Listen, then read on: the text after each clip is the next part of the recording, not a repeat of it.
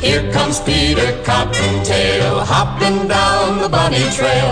Look at him stop and listen to him say, try to do the things you should. Maybe if you're extra good, he'll roll lots of Easter eggs your way.